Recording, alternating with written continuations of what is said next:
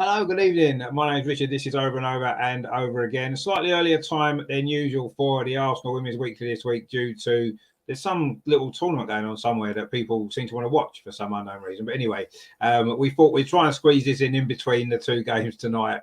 Although one of them looks like it might overrun a little bit due to penalties. It seems like it's going that way. But anyway, hope you are going to look forward to this show with us. It's been a good week for the Arsenal women, of course. Two very nervy victories, one in the WSL against Everton, one in the Champions League against Juventus. We're going to look at those two games. We're also going to look at the fact that we're suddenly getting some players back fit again, which is nice to see. We've got another big week coming up. Two of the last three games before Christmas. We've got Aston Villa away on Sunday, and then Lyon visit the Emirates on Thursday in the Champions League. So lots and lots to get through. So we need to get started. Running there of Beth Mead. Beth Mead's in behind, plays it across. Caitlin Ford's going to score, and she has scored.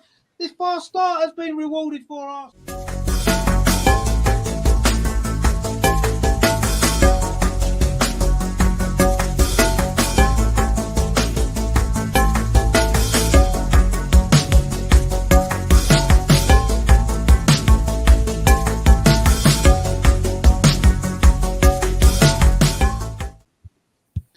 So we are back on our Friday night slot. So a little bit earlier than usual due to various other events, but it's good to have the whole gang with us tonight. Andreas, of course, good to see you again, my friend. Are you okay?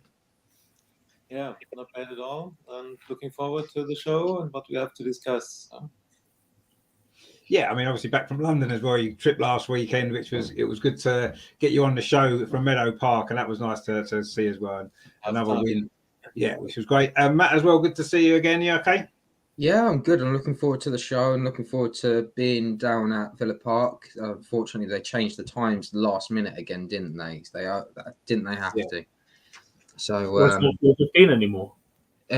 No, originally it was meant to be at 2 o'clock. From 12 o'clock to 2 o'clock. Now it's moved to a 4:15. So right, fair enough. It's a bit of a mad one, really. Yeah, no, they don't think about fans going to games. They just think about what suits them for TV. We've said this before, and unfortunately, that's what they've done. They've moved this kickoff 3 times, as you said. It's been all different times, and they finally settled for one. But yeah, it's a bit of a pain. But anyway, we'll talk about that a bit later. And Amar as well. Good to sort of see you in the dark there. Are you okay? Yeah, all right, mate. Yeah, not too bad. Yeah, just switch the TV off. I'll find out what happens later. Let's just focus on this now. Yeah, no, I'm looking forward to it. And bring it on. Let's say. Yeah, exactly. Yeah. So, I mean, obviously, the best place to start really go back to last weekend. It was a really, really important game, wasn't it, for us? And luckily, we came out on top.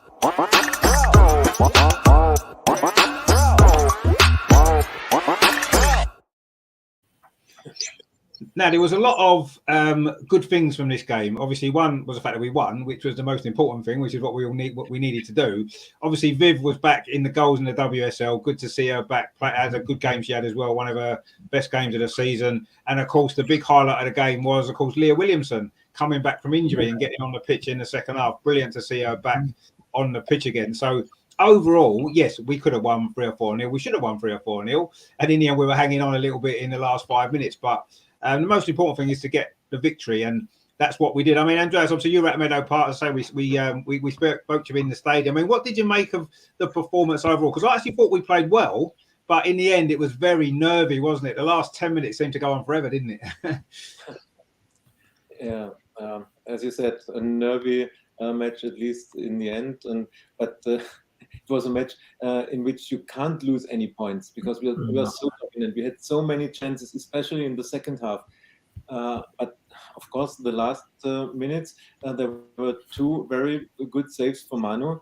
And yeah, it was possible that Everton takes one point from Meadow Park. And if this had happened, then everybody will like, how could we lose their points? Because the second half, there were situations when the ball was in the 6 yards box, and I thought, get the ball over the line, and we've tried 8 times, and it didn't get over the line. Unbelievable. But the positive thing is we were really dominant and we deserved the win.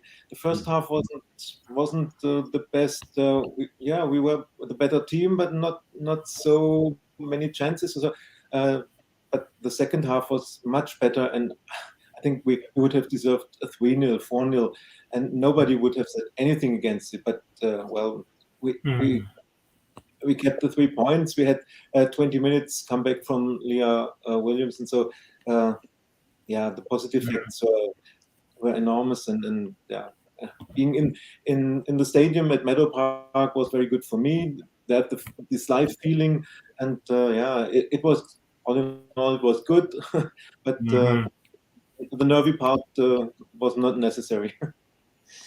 No, it wasn't, and it did cause a few more kind of issues for us than it should have done. But if you look at, I mean, last season, how many games did Chelsea win 1-0? And they scraped through a few games, didn't they? And that's what you have to do. You're not always going to win games 3 or 4-0. You're not always going to take all your chances. And the most important thing ultimately is the win. I've said it loads of times. I'll take a 1-0 win every single game, and that's fine. Yeah, the heart doesn't like it, especially in the last 5 minutes. But ultimately, the 3 points at the end of it, what matters. And yes, the performance was good overall. I thought, we definitely deserved to win. If we'd won 3-0, that would have been a more fair reflection on the game. But we'll have to take the 1-0, take the 3 points, and hopefully at the end of the season there'll be 3 important points again. And that's what it's about, isn't it? Really, it was important, wasn't it? It was that our first game in the league since the Man United game. It was so important that we won. We couldn't afford to drop points again, and we got the victory in the end. And it was good, and it seemed like a good atmosphere at the stadium as well. Andreas, would you say that it seemed to be the crowd were really behind the team, wasn't they? Yeah, of course, and the stands made chants and duel. Was a duel from North Stand with East Stand. So I think you could hear the fans and the atmosphere and girls were the spectators, and it was about 4,000. So I think this is normal now that we have nearly sold out Meadow Park, and after the match it was okay. The stewards were not so strict as I read from last time. There was a chance to get some photos.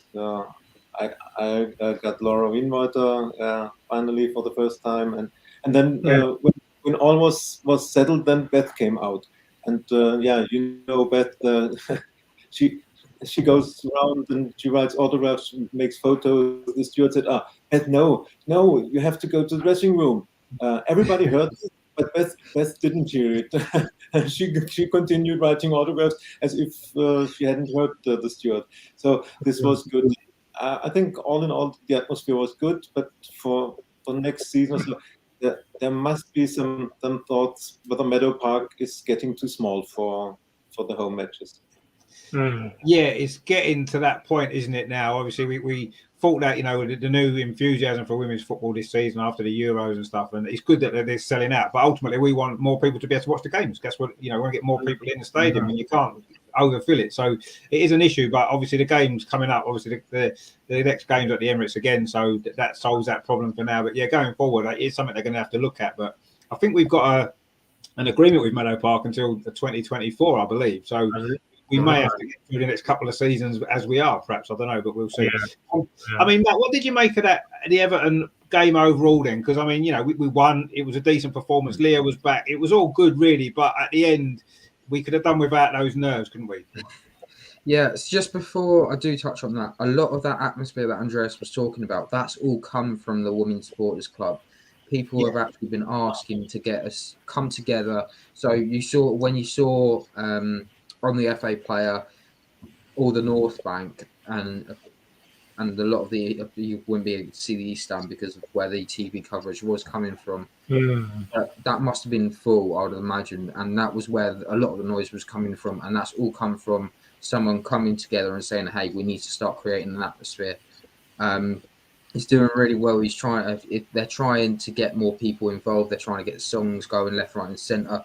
I can probably do a few of them for you tonight, but one of them is a very wordy, and I'm not a huge fan of it. To Mr. Brightside. So, for those that don't know, some people around my sort of age think Mr. Brightside's the best thing since sliced bread, and it's the unofficial official anthem of the people.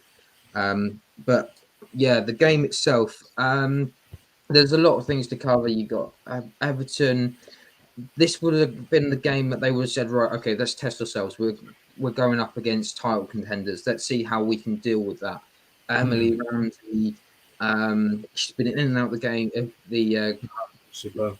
The sticks for Everton. She's been fantastic at times, and it was one of those games, wasn't it, where the fact that she was just saving things after saving things, and fantastic from Gabby George as well, who I thought also was brilliant. She's very consistent. You can see why she's in the England squad, but I don't understand why she's not getting that. Okay, Lucy Bronze is ahead of her, but you would have thought she's 24 now. She needs to be up there consistently, and I think to get her to the next level, she needs a Arsenal or maybe a City to come in for her and say, would you like to try and see how far you can go? Obviously, Arsenal now, Laura and now also within that area. But if what we're seeing is a different Everton side that we were seeing last season. Last season, they would have seen this game and it would have been 4 or 5-0 at half time. They would have probably been a bit staggered and they would have probably ended up losing it 6-0. But the biggest credit has to go to Viv for doing the most Viv thing, coming on from first minute and taking and scoring that goal. It was just fantastic to see. She just enjoyed herself being on that pitch. I think a lot of the media attention was on her, and it was like a water off the duck's back, and she got it over and done with. Are you celebrating Viv scoring? No, I'm thinking it's hot in here. I'm taking my jumper. He's doing a Chloe Kelly celebration there, isn't he? Oh no, I was thinking it's too hot in here. I'm getting stuffy in here. It's too stuffy. I'm not finding out what happened in the shootout till later, so don't tell me. But anyway. Yeah. But yeah, it was nice to see. To be honest, it was one of those games where you could have thought, you know what, it could have been 3 or 4, like Andrea said. And perhaps it could have been even more if you think about it, because of all those blocks on the line or just in that 6-yard box. There was a couple of bundles. I think even Stina's accidental shot that just rolled across. All it needed was a little deflection, and then that's in. And you're talking about maybe a centimetre or 2 centimetres or something like that, and that's at least going in. But it's a game of margins, and we won. We got the 3 points, and that was the important thing. But if we're going to win these games and we win them, it's a test not only for ourselves to be on the champions path, but to also get it over the line. And that was something we didn't do against United. We didn't deserve to lose, but we lost because we lost concentration in that game in the last 10 minutes. And and this time we saw it out. So hopefully it's something that we can go and keep going with. If I'm honest, with Saturday, I hope it's not like that, because there's a lot of quality on show, and I think we'll be expecting a lot more from this game.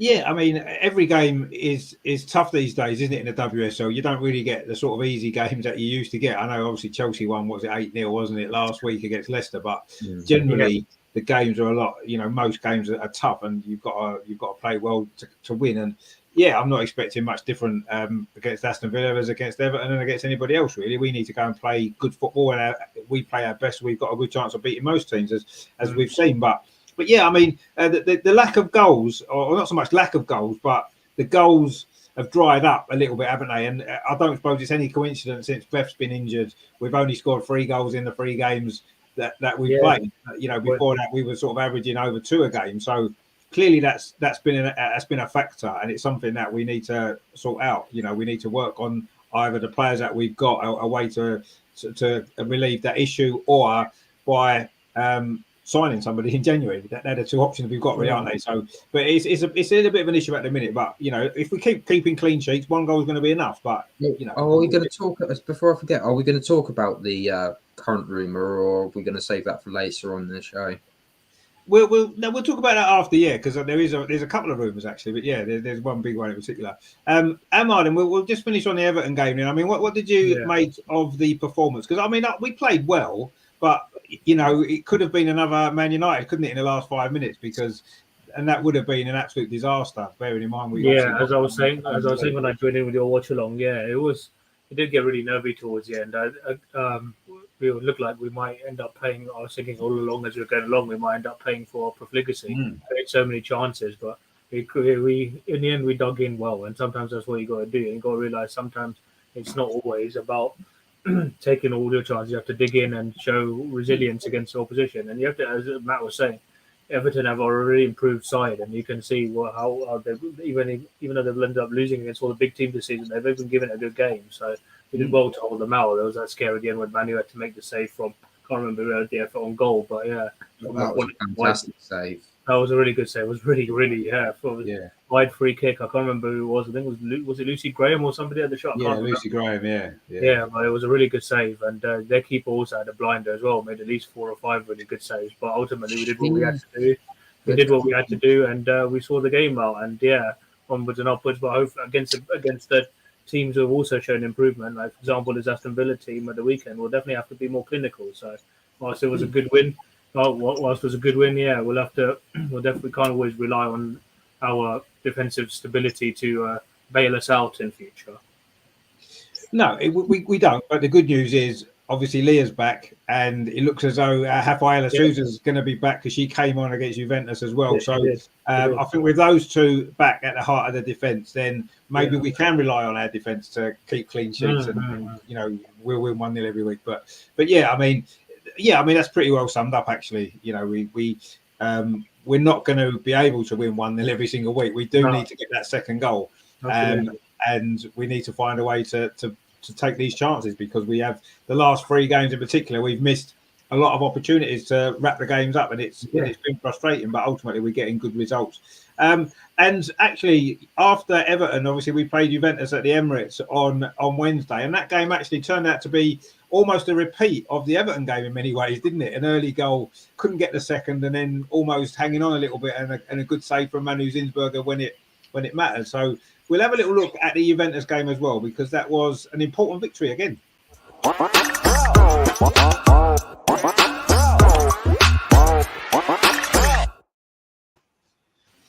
And yeah, we're almost through now, aren't we? We're so close with 2 games to play. We basically need a draw, I think, don't we, out of the 2 games? And it seems likely we'll get it. But until we've sealed it, we're not going to get too carried away. But, I mean, the most important thing, I said it at the beginning, we needed 4 points, really, from the Juventus games. We got 4 points from the Juventus games, and we perhaps deserve more. We should have won over there, really, but we got the point. And, yes, we won the game on Wednesday, and it wasn't necessarily the most fluid performance, was it? But we got the early goal. We had other opportunities. We couldn't take them. And then it's always the same, isn't it? If you're only 1-0 up and you don't get the second goal, you're in danger of conceding from a set piece or from a counter attack or whatever it might be. And again, it was a nervy finish, wasn't it? The last 10 minutes again seemed to go on forever. But the main thing was we did again manage to see the job through. I mean, 10 points out of 12 from that group has been fantastic. I mean, what a start it's been, what a group stage it's been. When you think last year, the struggles that we had in the group stage to be in this position now in what was a very tricky looking group has been fantastic. Now we just need to finish it off. And of course, the good news again was seeing Rafaela Souza come on for the last. Well, she came on midway through the second half, didn't she? About an hour or so came on, didn't she, for Leah? So they're easing them 2 back in, aren't they? Gradually, and hopefully they both play at the weekend. But it was a big victory. I wouldn't necessarily say it was our best performance, and at the end of the season, I don't think we'll remember that game too much. Will we? It'd be one of them games that you don't really remember too much about, but it doesn't matter. We got the 3 points, and I mean, Andreas, what did you make of that performance against Juventus? We looked a little bit nervy at times. We played some good football at times. We had some chances, and we looked a bit nervy again at the end, didn't we? Yeah, it was similar to the Everton match with the whole story of the match with the early goal and then chances to make the second, and we were not clinical, not ruthless enough in front of the goal.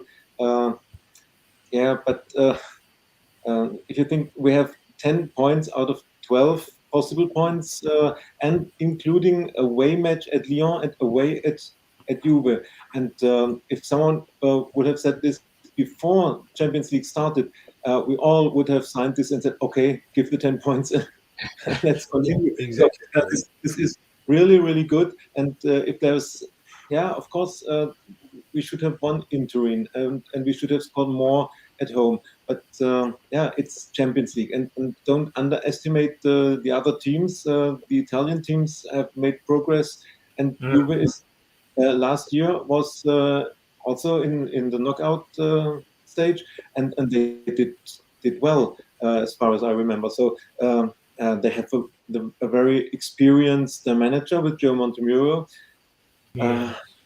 It's a good team, and we got 4 points against them. So this is all in all really okay. We were the better team on Wednesday. We were dominant. We had more chances, and so I think we deserved the win.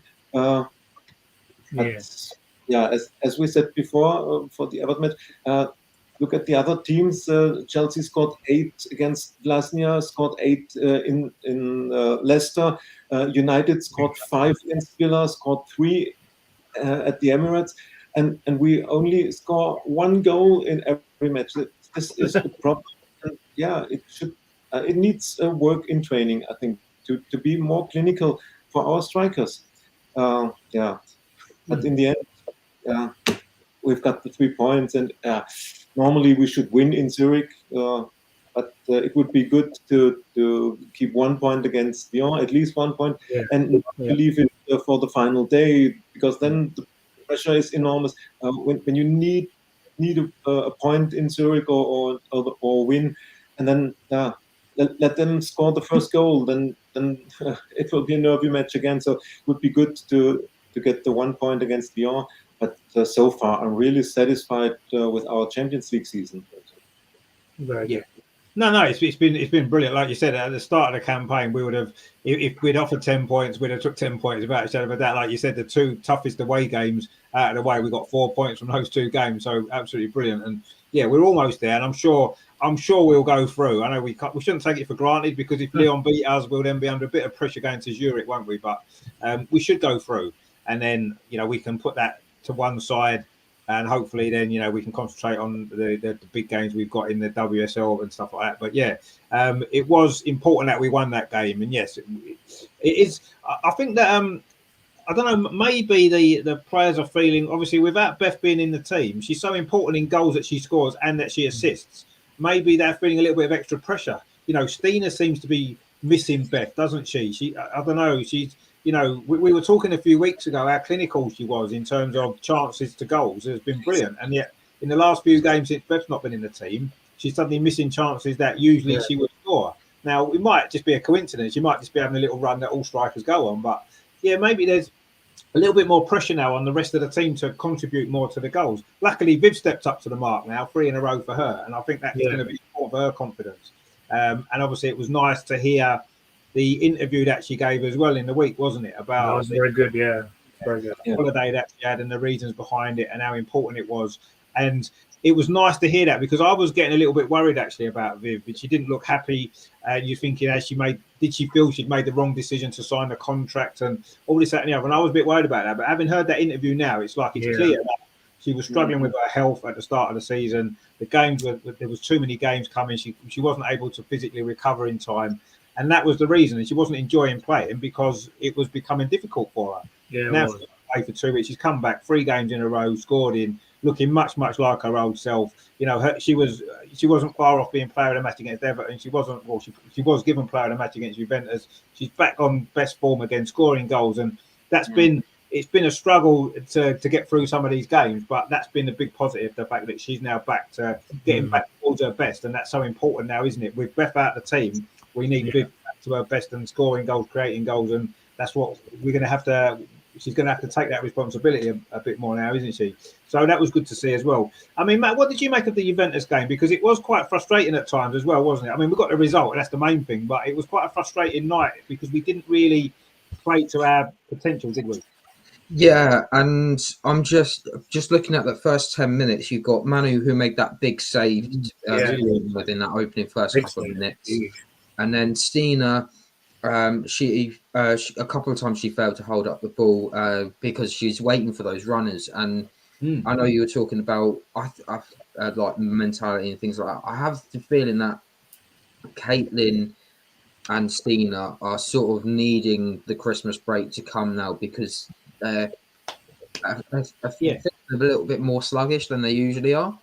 So they're going to have to dig in deep to find something this time around compared to everyone else, because a lot of them would have had time off or would have been training with England with their international clubs. Or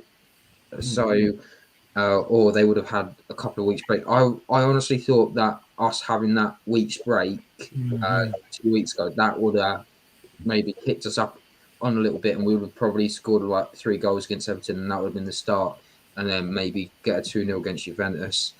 But again, Stina, she finally did score, but she was offside. And the reason why I mentioned Caitlin was, had Caitlin played that ball earlier, that's a goal, and that's 1-0. And then you never know, Viv might have scored later on, and then we're not saying it was sitting here, it's saying it's 1-0. No, I agree. Yeah, this is the important thing. Maybe that's the other thing, because they're quite sluggish as well, mentally fatigued. And we don't have that option to rotate because Lena's out, Beth's out as well. The only other player that can play up there is Katie at the moment. And now you've got Jordan, who and Mana can also play that, but Mana's, for whatever reason, I've got to keep on beating this drum, isn't it? She's not playing. Maybe the man don't trust her. And it's difficult when you've got a really good forward there that can help with rotation, but she's not getting minutes. But the importance now is trying to swap these players over at the right times, getting that time management right. When Viv scored, I think that was a huge relief, not only to those in the stadium, but those watching. It's 3-3 for her now. And again, it was Viv does as she does. She goes and scores those goals that are going to win you games. I think that's the other thing as well. Viv obviously misses Beth as well. About that quite a lot, about what's going to perhaps happen further down the road. But from what I've seen from Leah as well, Leah was playing some really good balls. She looked like she almost hadn't missed a beat being out and in training. So that was good to see. To be honest, Stina could have had more than one. She had, obviously, if the offside one, but the ball went over. And communication and things like that, it's causing us a little bit of problems.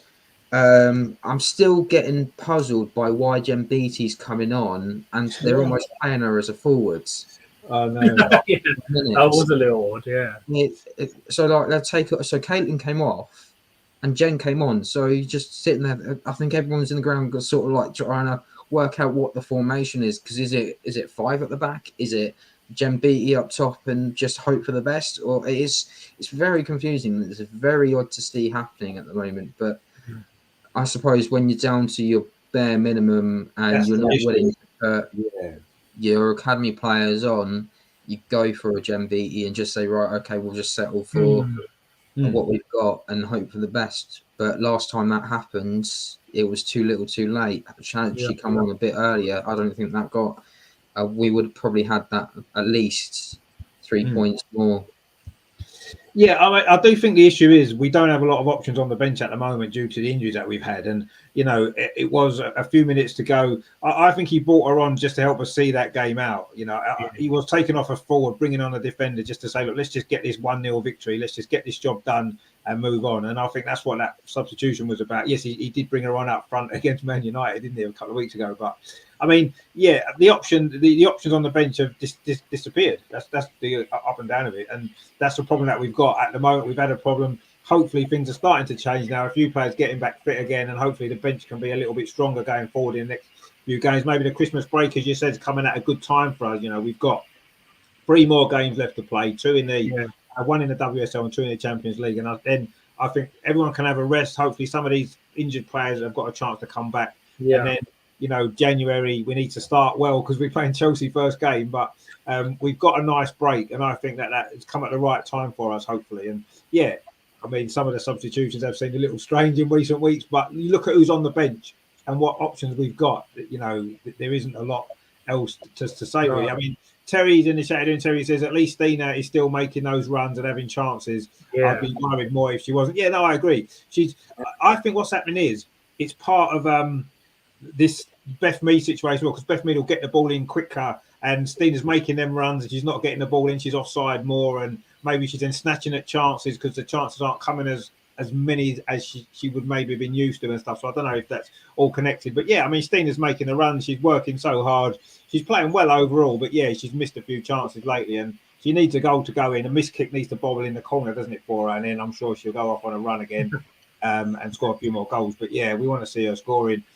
Terry says there, leave Super Jen alone. Well, I'm not having a go. I'm not. It's just a bit. It wasn't having a go. It wasn't. You've got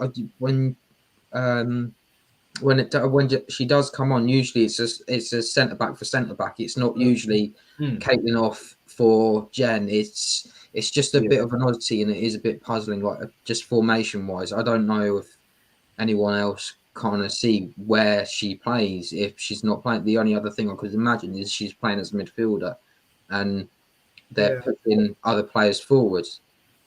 I think it's just because, one, she's got experience in those sort of games to help see them games out. I think that's why he's bringing her on. Not necessarily to play in a particular position, just to show a bit of leadership and experience on the pitch to help the team get through those last few nervy minutes of game sometimes. And I think that's what it was the other night. And I didn't really mind that substitution too much. I mean, Caitlin had run herself into the ground. She was, everywhere the other night. She covered every single blade of grass on the pitch. But it's, Jem Beattie's got that experience, and I think that's why she's going to be important, and she has been important in recent games, and I think she's going to be important for the next few games as well, as part of the squad coming on, doing a job when she's needed, and I think that's important. So, yeah, I mean, we all want to see attacking players come on and score loads of goals, but sometimes at the moment we've got to get through these games, try and get as many points as we can, and then hopefully we'll be regrouped in January and start again, and hopefully we can get some more goals back in the game. Yeah, that's what we need to do. I mean, Emma, what did you make of Juventus then? Because it was 3 points. It was a very important victory, and we got the job done. But it wasn't the best performance that we've produced this season, was it? Really, let's be honest.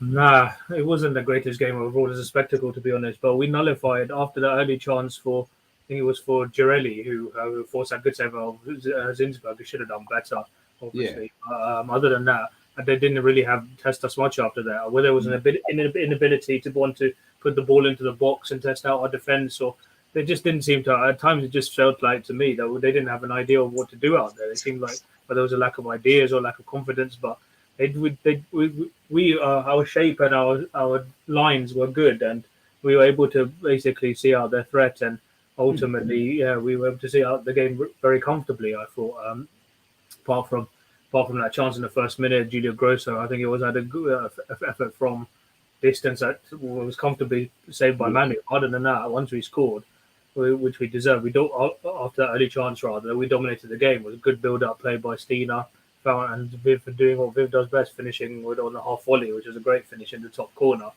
And we did create chances after that, but once again, it was a bit similar story to the Everton game. We didn't really take them, and we had promising positions. Like I remember in the first half when I think it was Katie could have been picked out of the far post when Stina were forced to save out of Pauline Perimanian, was it? I can't remember, but it could have squared it to Katie at the back post. Should have had a tap in, and then it would have been a bit maybe easier after that. But no, again, their keeper did well. We know it well from our time at Arsenal. It's a worry for you, Amar. Just the fact that they're not squaring it to each other as well. Yeah, the easier option. I think the decision making overall in the final third has to be a little bit better. I think so. Yeah, it does. That's where maybe that's why the goals aren't coming. Like with that chance for, but like when she came out to prevent Caitlin, otherwise Caitlin was in. Yeah, maybe she could have just got there ahead of Pauline. But other than that, Katie was unmarked at the back post, and we struggled to break them down a bit after that. But overall, I'd say we dominated the game, and ultimately we saw it out. And if you'd offered 10 points out of possible 12 at the start, or when the draw came out, we'd have snapped your hand off. So but we definitely need to be more clinical going forward. But overall, I thought our defense, our shapes and lines were pretty good. No, we were. Yeah, I mean, I kind of agree in that final third. Yeah, the decision making wasn't the best. on Wednesday, and it hasn't been the best in the last couple of games. If we're honest, we're missing opportunities and stuff. But yeah, I mean, I kind of agree with Terry as well. If we wasn't creating chances, I'd be more worried than the fact that we're missing chances, because eventually we've got enough quality in that team that the goals will start going in. If we keep creating opportunities, they will start to go in.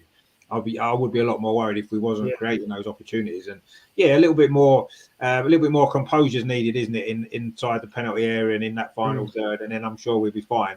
I mean, there's a lot more positives than negatives anyway. We bounced back from the Man United game, 3 games in a row without defeat. Yes, we're not scoring many goals, but we're not conceding too many either. So that's the other side. I mean, I have to say as well, I want to give Laura Wainwright a massive credit for the other night. She's been brilliant. She had Beerenstein in her back pocket. She was absolutely phenomenal the other night. She was brilliant, and she's had a great season. Fantastic. I just thought she was. That's her best performance, I think, of the season against Juventus the other night. I thought she was absolutely brilliant. And she's not afraid to go forward either, which is good to see as well. Yeah, exactly. Yeah, she got forward well, and I mean, Beerenstein had caused us a lot of problems in the first game. Got the goal, and I think Jonas had pointed her out as being the big danger, and she is, and she was. But Laura just was absolutely all over from the start. She didn't give her a second, did she? And in the end, I think she moved positions a bit, Beerenstein, didn't she, to try to get some space somewhere else, and Laura just followed her and shut her down. So that was brilliant from her. And she's getting better and better every week, and she's becoming such an important player. And Noel Moritz had done nothing wrong. She didn't do anything wrong last season, but she can't get in the team because of how brilliant Laura is, and that's what you want. You want a situation like that. The player comes in and you can't leave them out because of how well they're playing. And I feel a bit sorry for Noel because she's done nothing wrong. As I say, she's a great player. But Laura has been phenomenal, and that performance the other night, that was a highlight of the game for me. Her performance, I just thought she was unbelievable, just brilliant. She was fantastic. Yeah, she was. And she should have got player of the match. I know it went to Viv in the end because she got the goal. The Champions League one went to Steph Catley. Yeah, that wasn't Steph Catley get the other night, did she? Yeah, Steph Catley got the UEFA one. The Women's Supporters Club went to Viv. To Viv, yeah. I mean, I thought Laura should have got something because I just thought she was just absolutely brilliant. It was a great performance, definitely from her. That's pretty good. Rajendra says there, Adrian Rajendra says, I think they were taking too much time on the ball and then they would just pass it forward quickly. Yeah, no, I agree. We are taking it. Yes, I mean, the decision making, as Amar said there, the decision making isn't maybe as good as it can be at this moment in time, but it'll come. And Rajendra says our right back was great. Yeah, she was brilliant. And I thought she was our best player on the night, and I really enjoyed watching her. That was one of the big highlights for me. But 1-0 against Everton, 1-0 against Juventus. We don't mind a 1-0, do we, when it comes to Arsenal? But 1-0 to the I'd like to see a few more. I'd like to see a few more comfortable victories. We can sit back with our feet up a little bit more, enjoying the second half rather than being stressed and sort of tense. But we'll take the 3 points every single time, so that's fine. And after what's been a very big week for Arsenal, a great week, 2 good wins, some players back, important players back from injury.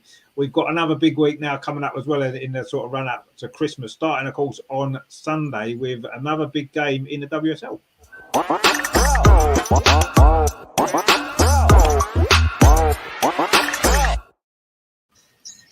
Yeah, so Aston Villa have.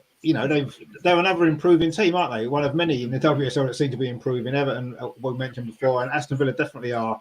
And the difference with Aston Villa this season, apart from anything else, is they've now got a real goal scorer, Rachel Daly, 10 in 10 games for her. Brilliant, with 10 in 11 games, including the Continental Cup. But so they're maybe going to pose us a little bit more problems than they did in May when we beat them 7-0 at Meadow Park. It's going to be a totally different game. We have actually won our 2 away games against Aston Villa in the WSL. We've won 4-0 both times. So I'm expecting a little bit more of a tighter game, bearing in mind our goal scoring situation, the fact that Villa have improved. There's no doubt about that. They're a much better team than they were. I know they lost 5 against Man United, but I mean, Andreas, what are you anticipating for this game on Sunday? I mean, one, is there going to be some changes to the team? Do you think Rafa and Leah will both start this one?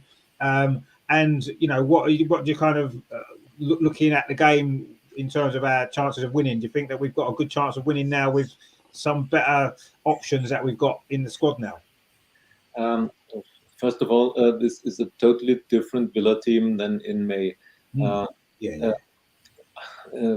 If if not only Rachel Daly, she totally changed how they get up, and she's scoring goals. Don't forget they have beaten Man City 4-3 on the first match day. And, normally they have Hannah Hampton back now. I think she played last week, and we know how good she is when she has solved all her problems, whatever it was, mentally or physically. She's a fantastic goalkeeper, and they have in the back line our Anna Patton. She wasn't allowed to play, or I think she was ill in May. When we faced Villa last time. So this is a different team, and they have improved a lot. They are now a midfield team coming up. Maybe in next year they will have a chance to play for the Champions League spot. So they have developed, and they're playing at home. So this is also different. They lost 5-0 at Old Trafford last weekend, but we should forget this result. It starts 0-0, and it's a home match for Villa. Our problem is that we can't rotate, we can't give players a rest. I think Stina would need a rest, but we are unable to give her time on the bench because there are no options. In defense, I don't think that Leah and Rafa will start together. I see no reason why we should keep Lotta out of the team. She has developed very, very good and made very good matches. I think Leah and Lotta will start, and Rafa will come from the bench in second half. And that would be a big call, wouldn't it, from Jonas? I think when if they're both fit, I think it would be a big call to leave Rafa out, because I think she's been our best defender when she's played. Yeah, but you don't know whether she's at 100% again. And that's true. And you can't take Lotta out. She didn't make any mistakes or had bad matches. To the contrary, I think she developed, and she was our best centre back in the last weeks. Also, her long passes and so on. She has really developed, and I think Leah and Lotta will start. And I would like to say also one word to Laura. Her performance against Berenstain. This reminded me to her performance against Lauren Hemp in the Euros. She controlled. Yes, it was. I said that during the game, actually. Yeah, I did say that because, she absolutely marked Lauren Hemp out of that match, and she did the same with. I absolutely 100% agree with you. That is exactly what it was like. Very similar, because Berenstain, we know about her pace, and she was a threat in the away match in Turin. At the Emirates, she was totally under control of Laura, and she had no influence, no danger coming from her. So this was very good performance from Laura. Yes. It was. Yeah.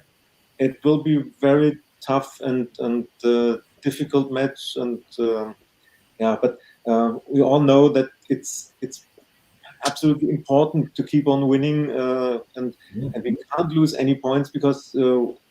Although Chelsea has one more match played, but we are 3 points behind them. And you see what United does with goal difference, and City is continuing winning. So we must win at Villa, and I hope we will score more than one goal, because the danger is that Rachel Daly will score. So so I say we will win 2-1, but it will be nervy again. Yeah, I mean, I think it's going to be nervy. I mean, it's an away game. Away games aren't generally easy, and Aston Villa, as you said there, they are an improving team, and they've got some very good players, and we know they've got some good players. And Rachel Daly has been absolutely brilliant for them so far this season. So we know quality as well. So it is going to be a difficult game, but we'll have to see. I mean, Rajano's actually made a really good point here, which I actually really like.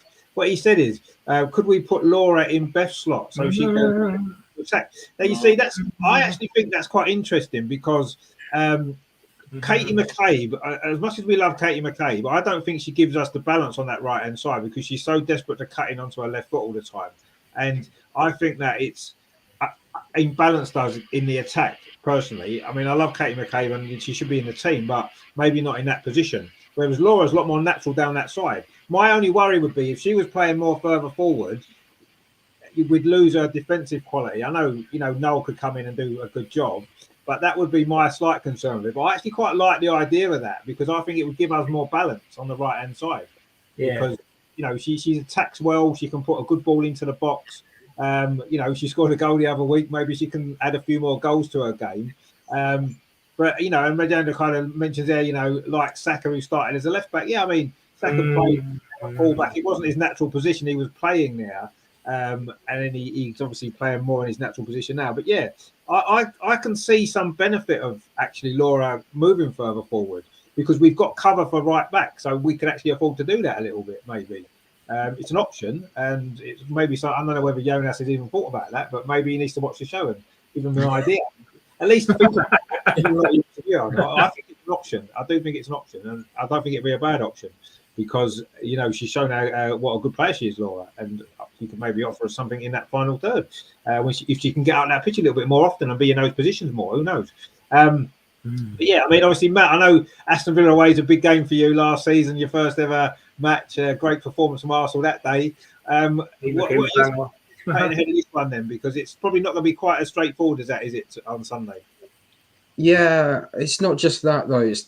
I'm going to be looking back on that as not just only fond memories. I'm going to be looking back at it and what's happened in that past year. The fact that I went to my first game with literally no one, and now I'm basically going with friends. I've met a lot of new people, so it's been a bit of a journey from that first game to this game, and it's strange to see what can happen in this length of a year. What just following women's football, it's going to be a very, very good game if I'm honest. There's going to be no Anna Passon because she's ineligible. Yes. Just on Villa's injury problems, they've got no Freya Gregory, no Sargent, no Allen, no Boylocker. Boylocker, yeah, the full member at the end, no Brian. No Harding, no Simone McGill, if I remember rightly, because she did her ACL when she joined. And no Rab John, as they're all out. So essentially, Villa have no centre backs. They're going to have one centre back because they might end up playing like we don't feel sorry for them, Matt. We didn't have any centre backs for weeks. So, they can. We know what it's like.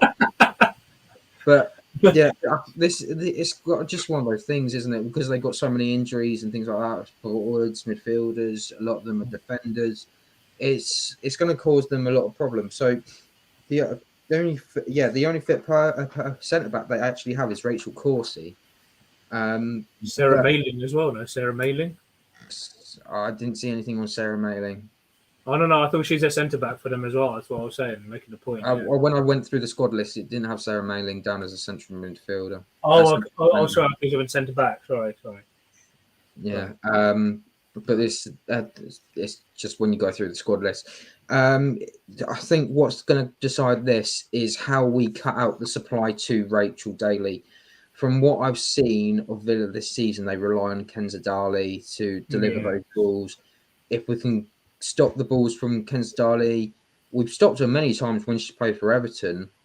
So there's nothing to say that we can't do it. That time last season when we were 0-0 at half time, Jonas decides to take Frida off and bring on Mana. Mana was the one that unleashed the strike force and we'll go and score 4 goals in that second half. Yeah, that's right. Not to mention Katie's Wellsy. Talk about going to your first game and watching a worldie from Katie McCabe. Yeah, it's not bad.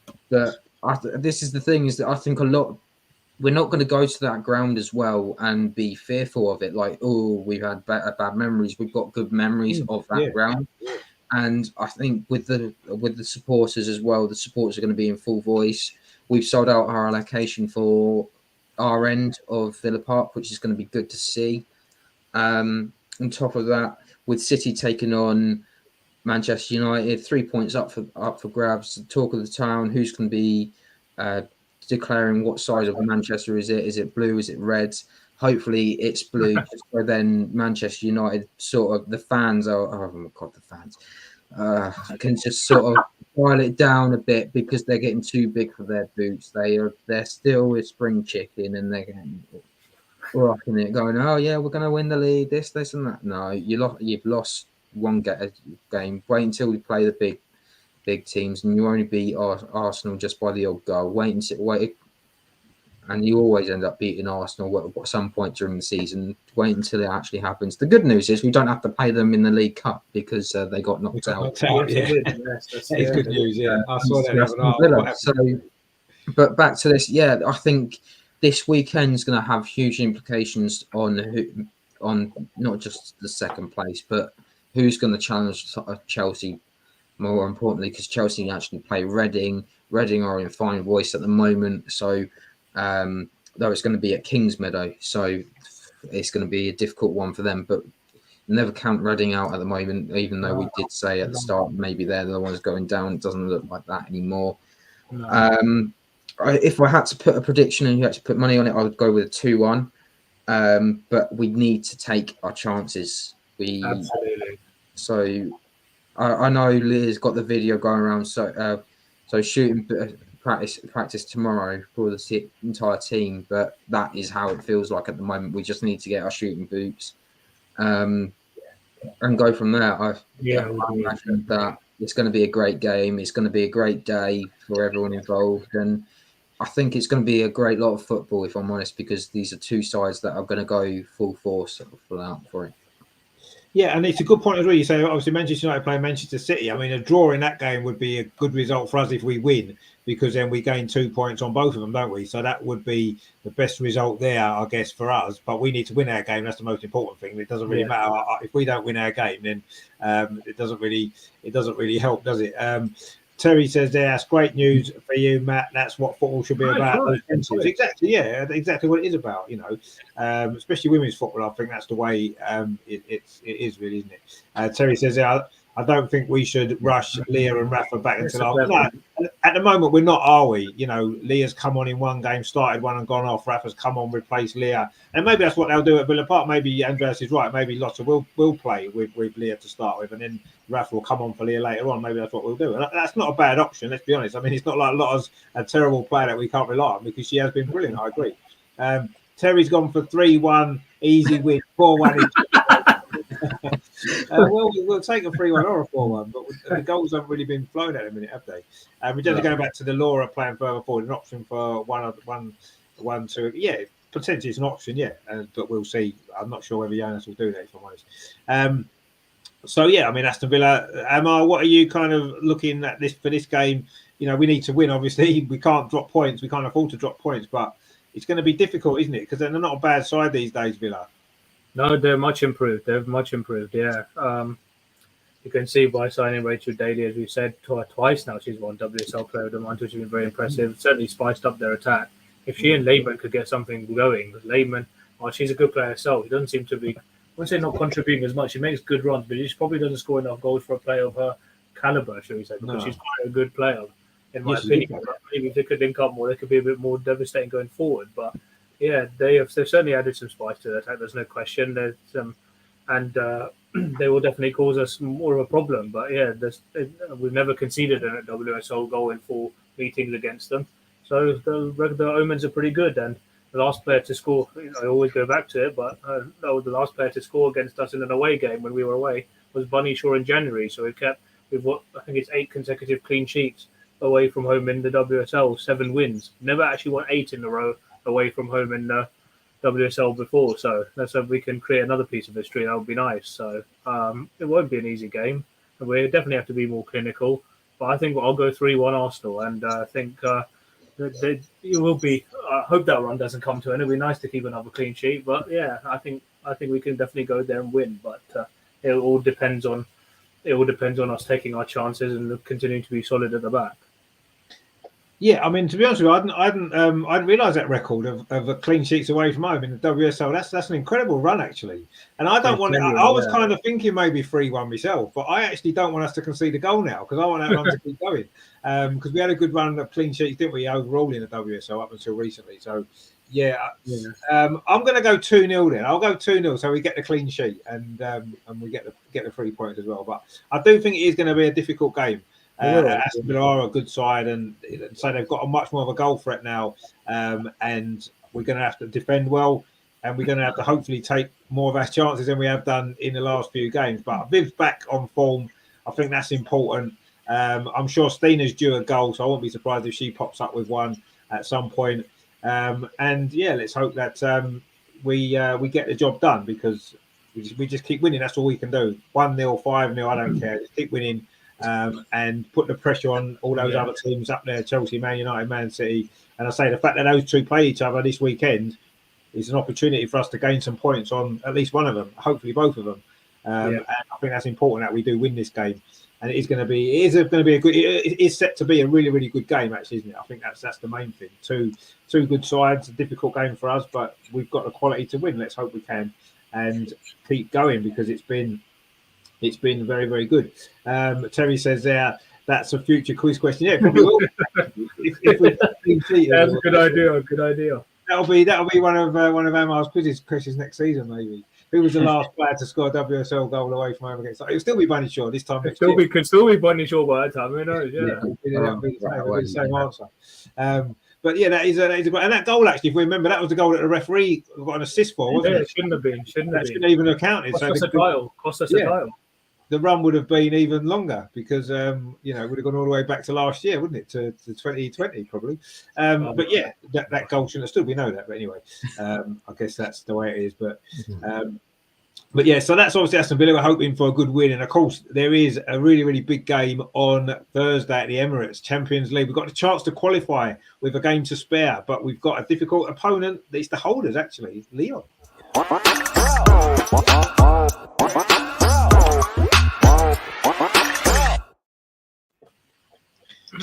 Now, that away game was probably our best performance in the Champions League for a very, very long time, wasn't it? We were brilliant that night.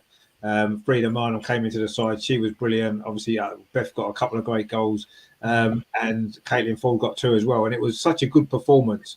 And that really set us on the way in this Champions League. But now we've got the opportunity. I'm sure it's only a draw we need, don't we? And that qualifies. If we get a draw with Lyon, I think that puts us through. So it's a really big opportunity at the Emirates. Hopefully it'll be a slightly bigger crowd than last week. A lot more of an attractive opposition, let's be honest, with the holders. Very good side. They've hit a formula, haven't they, recently? They've got their act together following that. They had a bit of a shaky start. They've had a few injuries as well. But, we're getting back to our best, but slowly. We're not quite there yet. So it could be a really difficult game. I think it's going to be a difficult game anyway. They're a very good side. But can we get the draw that we need, or are we going to have to rely on going to Zurich the week after and getting a result? I mean, Andreas, what are you thinking about this game? Because I think it's going to be really, really tough, because they're going to want to get revenge for that defeat we gave them at their home ground, aren't they? So they're going to be really, really up for this game, I think. Yeah, you can't say we have won 5-1 there, so it's an easy one. It's the current title holders, and it's one of the 3 or 4 best teams in Europe. They still are, and so this is one of the toughest tasks you can have to play against Lyon. But the good thing is the pressure next. I think it's Thursday. When we play them, the pressure is totally on Lyon. They can't lose this match, because Turin is playing at the same time versus Zurich. They will collect the 3 points, and then they will be 1 point ahead of Lyon if Lyon loses in London. So the pressure is on them. They need 1 point, but normally they have to win to qualify or to keep the chance to win the group. So for us, it's the better situation. We play at home. We need 1 point, and Lyon has to come. And the longer the match goes, and it's 0-0, or maybe the best would be if we're 1-0 up, then the pressure will be enormous for them. Yeah, of course, they have Marojan back. They have some of their injured players back.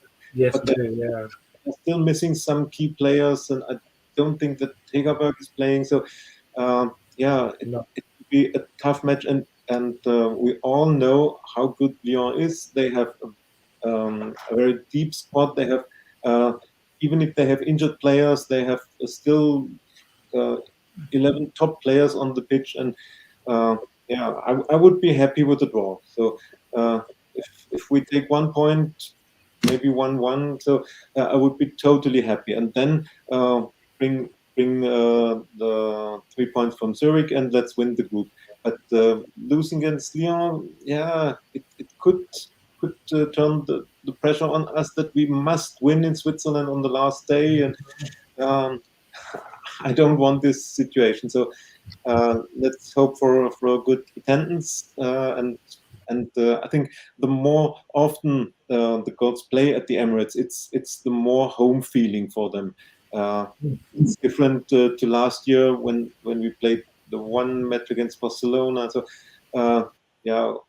okay, the match against Chelsea, but now it's Meadow Park and Emirates are home for them. Yeah. So they feel comfortable, I'm sure, and I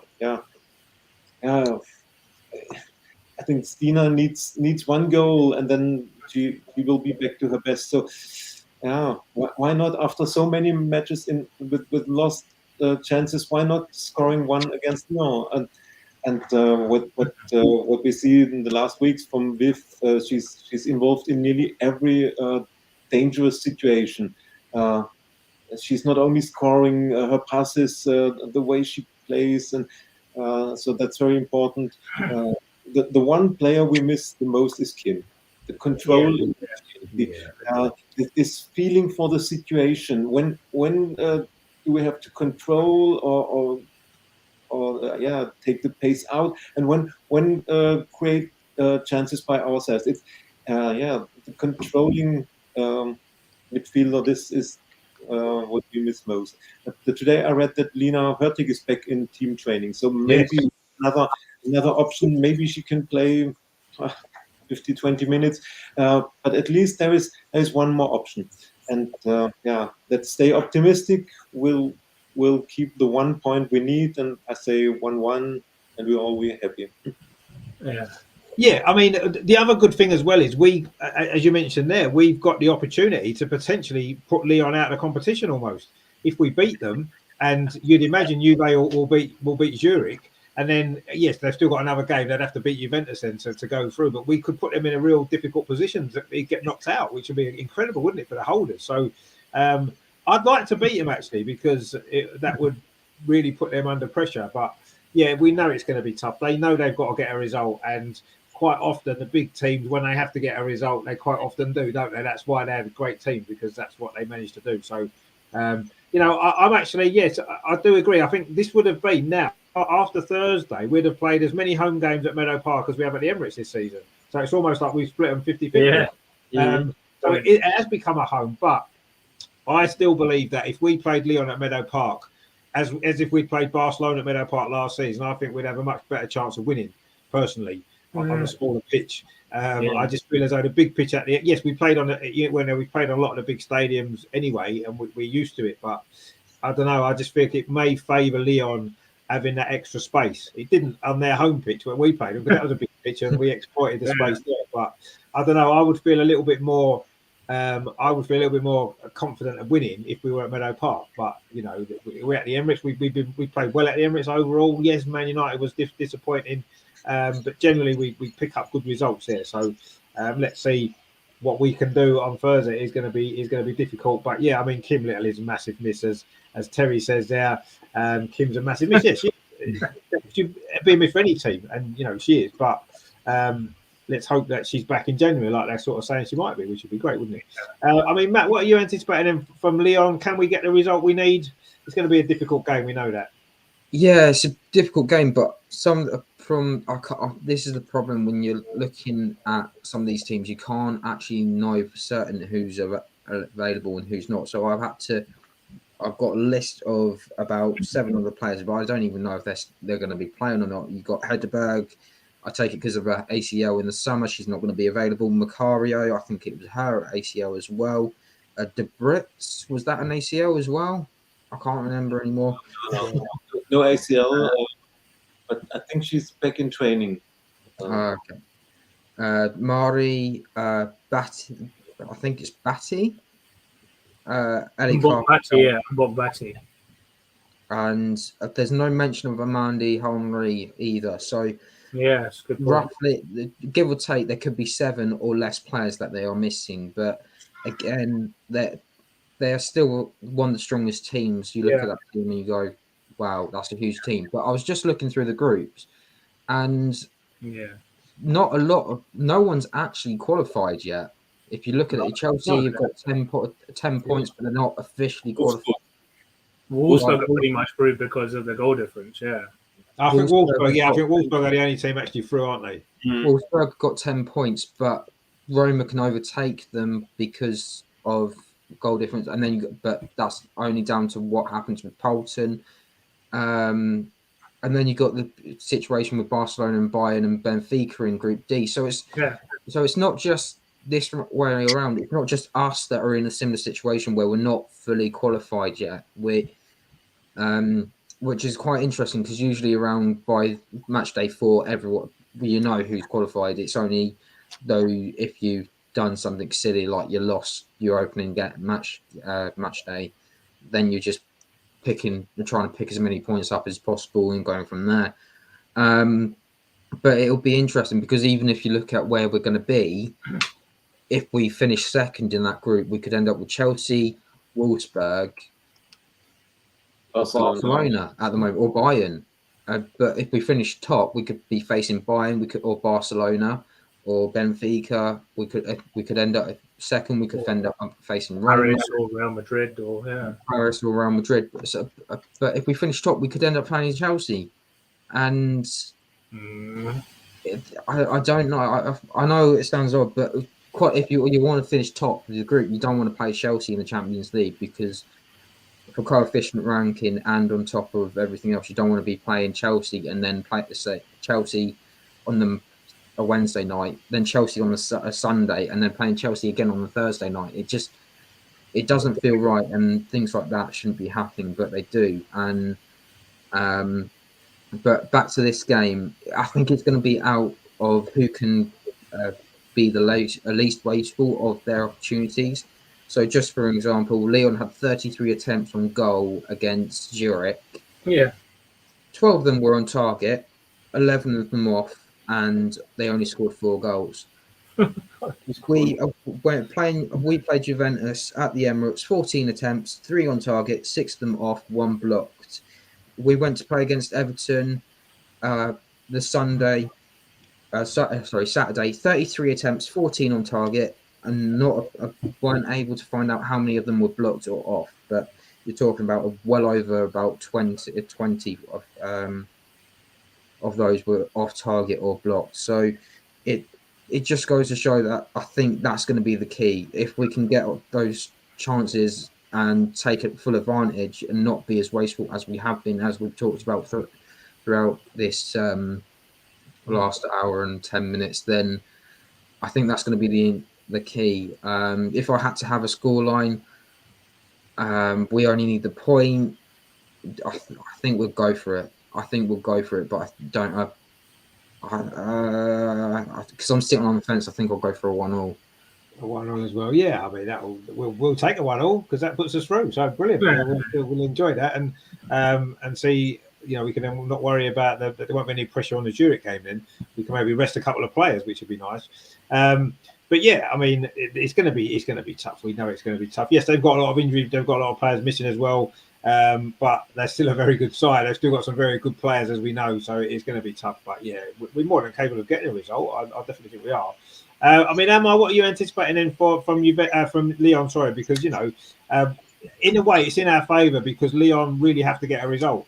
And even if we lost, it's not the end of the world. It's not ideal, but we've still got a great opportunity to qualify when we play Zurich. Whereas they've got a really tough game last against Juventus, haven't they? So more pressure's on them, as Andreas rightly said. So do you think that's going to help us on Thursday to get the result? Yeah, I mean, as you said, we only need a point to get through, and as long as you don't get battered by them, I think our goal differences at the moment ours is +7, theirs is like +3 or something. So as long as you don't get beat by 3 goals or more, we should be all right in terms of trying to win the group. And don't forget, they have to go to Turin they host Juventus rather on the final game, and could be a lot of riding on that. So I would not it's not that they'll have one eye on that, but you can be sure that they'll certainly ask more small questions and certainly create more chances than Juve did on last Wednesday. And so I mean, it's going to be a difficult game for us. I mean, a lot will depend on how we do on Sunday, of course. I mean, the calendar, as we know, is just crazy, and everyone needs a break from it right now. But going back to your point, I expect it will be, as I said, it will be a lot tougher test, and we'll have to be more clinical. And they do have key players coming back, as we saw. When I was looking at the lineup from the other night. They got Marijan back, as Andreas was saying. Daniel van der Donk's in there as well. Of course, she infamously quoted, who could forget a quote, when she said, "Oh, I want to win the Champions League, a more ambitious club than Arsenal." And then we go and thrash them 5-1 on their own turf, which was a nice riposte to that as well. So, I expect there will be a much tougher test. The pressure will be on them definitely, because if they don't get a result, they'll have to go. They'll as they know from last season when they beat Juventus in the quarters, what a tough game that's going to be. So. I mean, I think we are more than capable of getting a result as long as we are more clinical, as long as we keep our good, solid organisation. And the pressure's on them to try to win, and not only win, but overturn that goal difference. So, I think it'll be a great game. But let's say I'll go for a 2-2. I think we can get the result. Well, I mean, a 2-2 would be great, because it's what we need to go through. I mean, I think it is going to be, we know it's going to be tough. Terry says 3-2. Lyon under too much pressure not to lose. Is Jen Beattie going to score the winning goal? Terry says a win. Oh, that's a win for us, by the way. I was going to say, Terry to predict a defeat. That's never happened in the history of the world. That would have been a shock, wouldn't it, if Terry had thought we were going to lose? I was going to say, I was a bit worried there for a minute. I mean, 3-2, that would be a great game, wouldn't it? I mean, a 2-2 would be a great game as well. I don't know. I think Lyon have to win. And I say, when big teams have to win, they quite often win. We've seen it so many times over the years. But yes, they're under pressure, Lyon. We maybe can be a little bit more not relaxed about the game, because we need a result as well. But I don't know. My head's telling me Lyon are going to win, actually, but my heart's saying that they won't, and we'll maybe get the result. So I'll go for the draw. I'll go for a 1-1, just because I'm never going to predict us to lose. But I wouldn't be surprised if Lyon, they're going to be so up for this game.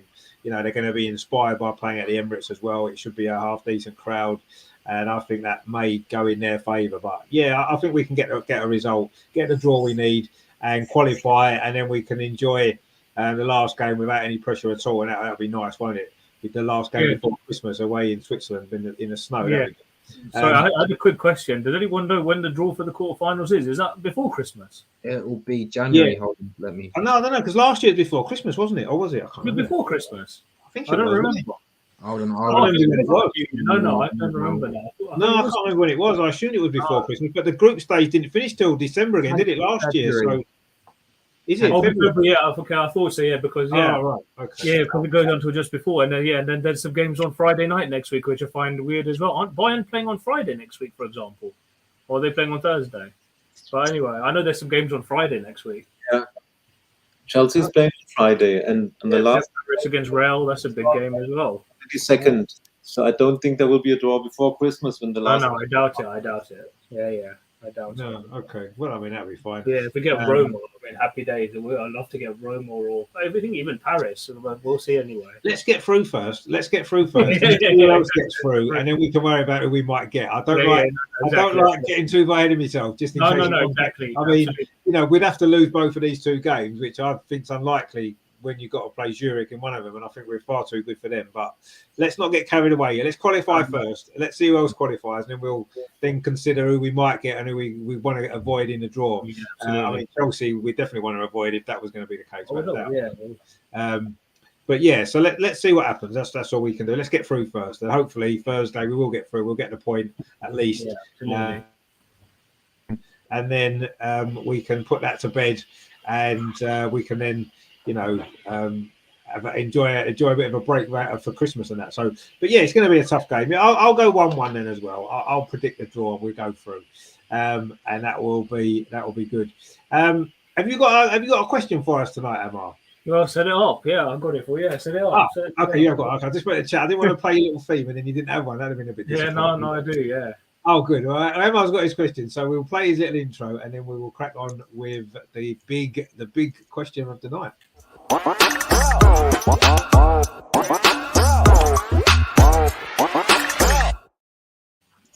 The highlight of the week. It's been the highlight. It's a highlight. Well, the highlight of the fortnight because we didn't have one last week due to. Yeah, no, I didn't know. We did have one 2 weeks ago with the Gen Beatty question, which stumped you all. So yeah, it did stump us all. So this is going to be good. I'm sure. My question this week is, which two teammates were born the closest together? So in terms of age. Hang on, I need to get me pen and me paper. Current, So if we take into account our squad and how old they are and when they were born, which two team members were born the closest together? The closest. It's that. Right. Okay. So in year and month and all that kind of stuff. Right. Okay. Yeah. Exactly. Yeah. Shortest apart. So in terms of age and. Wow, that is a great question, by the way. All right. I didn't need to plug my computer. Just 1 second. Sorry.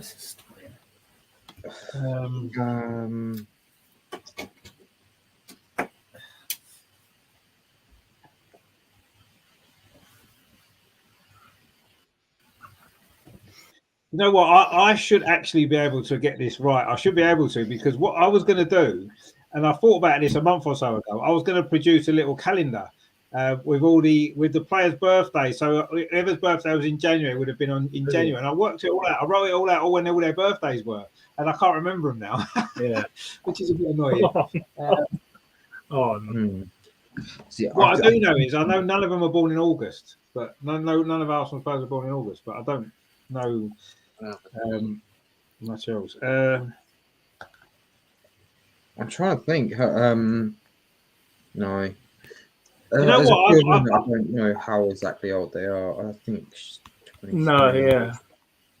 I was surprised when I saw this earlier as well, but yeah, no, I know what the answer is. I did a bit of research earlier.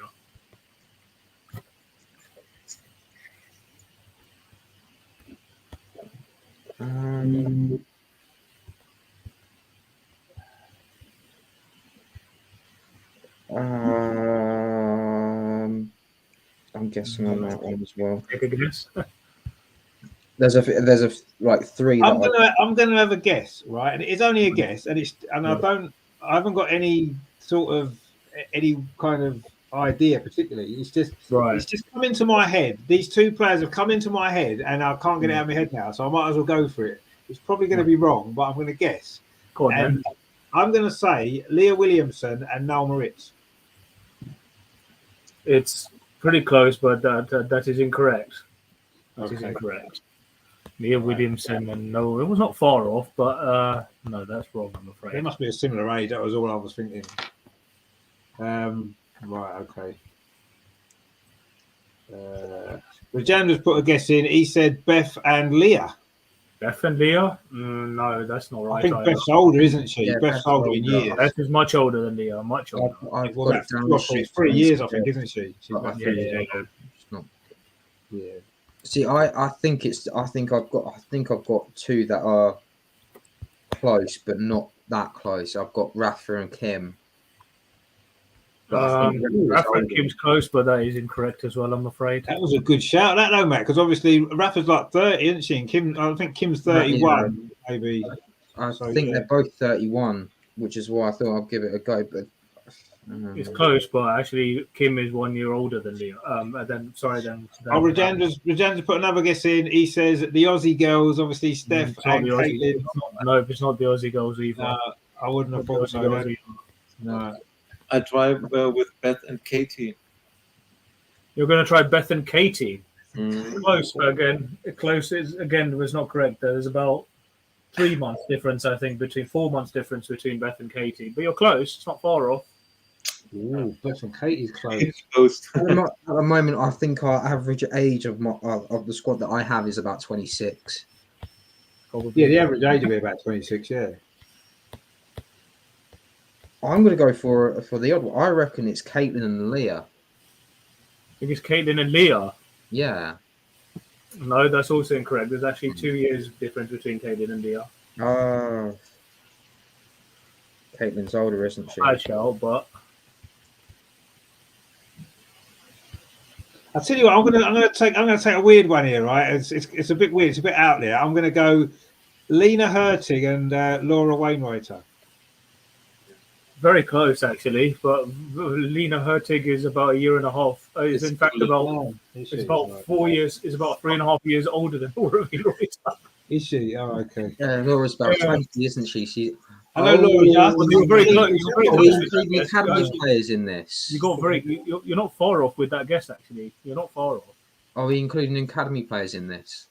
No, just the current first team squad, and yeah, Because Michelle and I'm not really a Michelle's 16 and Laura's Katie Reid and Michelle Aubameyang are probably pretty close. only going by what I've seen on the website and all the players listed on that. Yeah, Right. yeah. We went far off with Wainwrighter and Hurtig, but Hurtig's way older. I'm going to go for the really bizarre one now. I think Manu and Viv. Manu is that's close as well, but I think Manu's about 8 or 9 months older than Viv. Viv was July '96, and Manu is 27. Viv is October '95. So yeah, about 9 months. 9 months. I'll tell you what I'm thinking then. I'm thinking Leah and Viv. It's close, but Viv was I said July '96, and Leah was March '97, so it's not far off again. Rajandra's gone Viv and Jordan. That won't be right because Jordan's a lot older than Viv. Jordan only just turned 30. Just turned 30 yesterday. Rajandra says mine are pure guesses. All of us are pure guesses. We don't know. We're just trying to guess. We're trying to work out who might be similar age. Jen's 32, isn't she? 31. 31. Yeah. Maybe Jen and Kim then. Jen and Kim. No, Kim was 1990. Kim is June 1990. She's the eldest member of the squad, as far as I know. Yes. So it could be Jen and Rafa. Jen and Rafa. Ooh, Jen Oh, Rafa. that's actually very close. You're very close, but no. no. There's 5 weeks actually between Jen and Rafa, but there's actually 2 players who are going a lot closer than that. Oh wow! Two closer than 5 weeks. Yes, closer than 5 weeks. Yeah, wow, that is incredible. Yeah, you're close with that.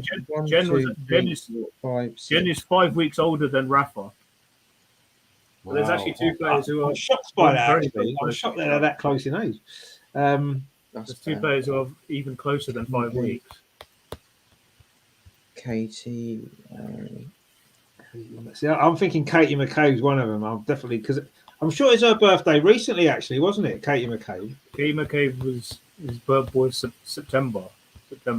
Oh, okay. Is it a really surprising pair? What? No, Stina. it wasn't surprising, but How old I missed Stina? Stina's 26. Stina's 26. That's correct. Stina is 26. Yeah. So it's Viv. Leah and Stina. It's them two, isn't it? It's Stina and Viv, I reckon. It's not Stina and Viv's close again, but Stina's about 4 months older than Viv. No, I said Stina and Leah. Stina and Leah's close again as well, but that's about a month apart. So again, it's someone who. Oh my God! You're getting closer. Rajendra says Stina and Beth now because Beth's older than Stina, isn't she? Like a couple of years. No, I got it wrong on the website. Stina was actually born February '96. It's not February '97. So yeah, that's wrong there. But no, there are 2 players who are born very, very close together. I'm trying to remember. You were very close with. Who did you say just a second ago? Rafa and Jen. Yeah, Rafa and Jen because they're both 31. Mm-hmm. No, it's not them. So, I'm trying to think.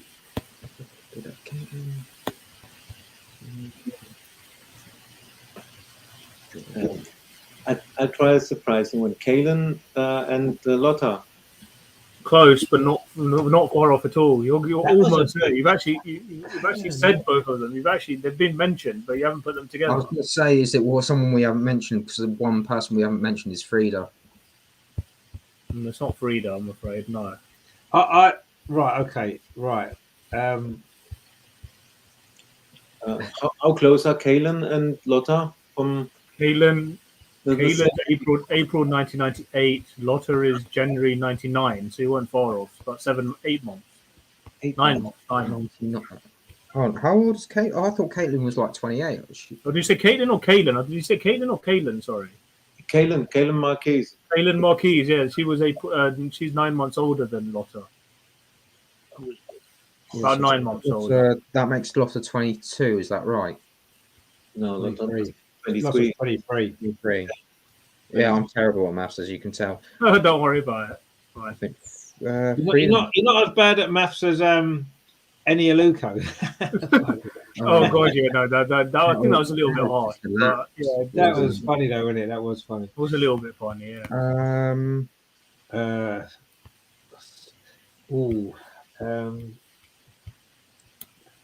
You're very close. They've both been mentioned. You just haven't put them together. Steph and Leah? No, not Steph and Leah. Steph is 1994, I believe, and Leah's 97. All close, but not quite there. You're very, very close.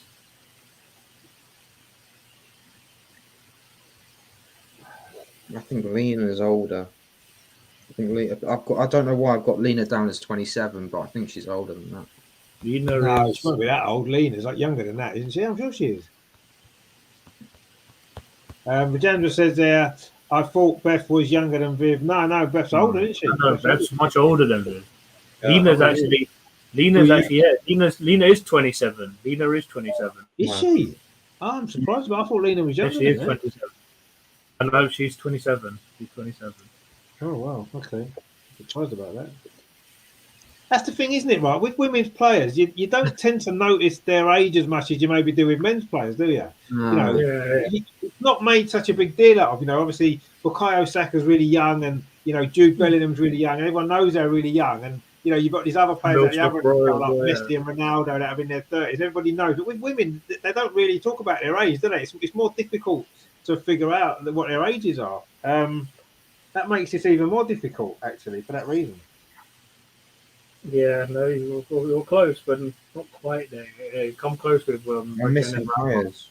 1, 2, 3, 4, 5, 6, 7, 8, 9, 10, 11, 12, 14, 15, 16. I'm just trying to write down I'm trying to guess roughly their ages and just trying to work it out from that. Who's what age? I've only got 20 players here down here. I think we've only got 23, haven't we? What about Mana and Caitlin? Mana and Caitlin. Well, that's a good shout, but again, that's wrong. Mana's older by What was that game, Joe? Says this is what you could have won. Mana's 9, I think. Yeah, it was Bullseye. That was Bullseye. I think it's Bullseye. Yeah, that's right. Yeah.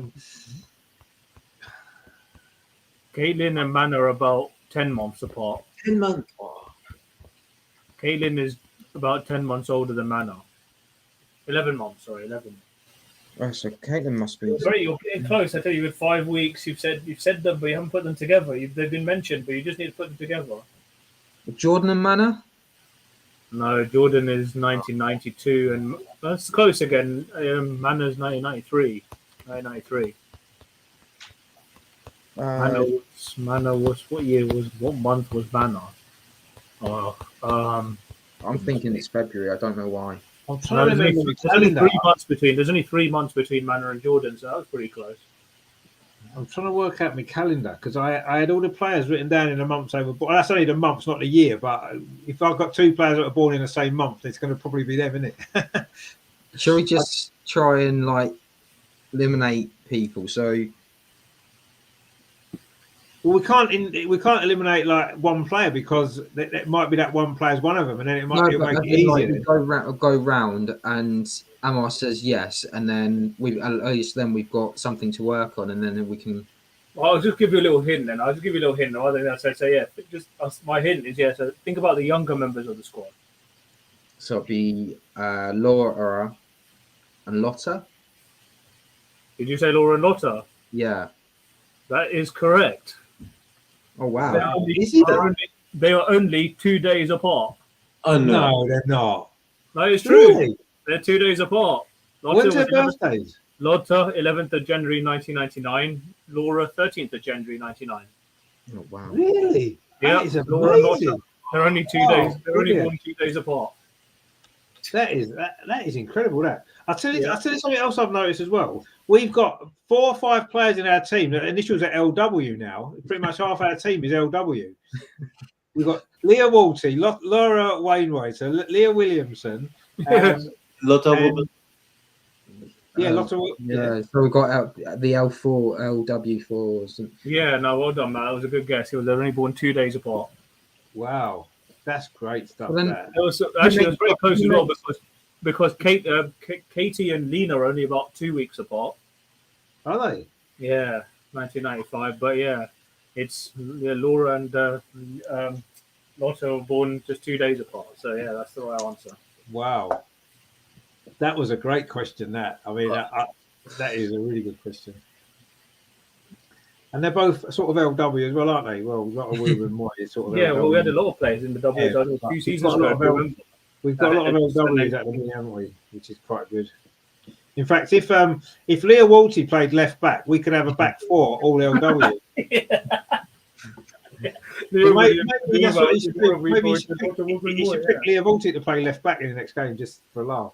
Yeah, but a few years ago, how many players were W? Had surnames beginning with W, if you remember. There was Kira Walsh, Tessa Woolard, Leah Valty, Leah Williamson. There were so many were ending in W. Need a goalkeeper with W. So if there's a young goalkeeper called Walker out there that's like the first name starts with an L, we can start. Lisa Walker. There must be a goalkeeper called Lisa Walker somewhere. Surely.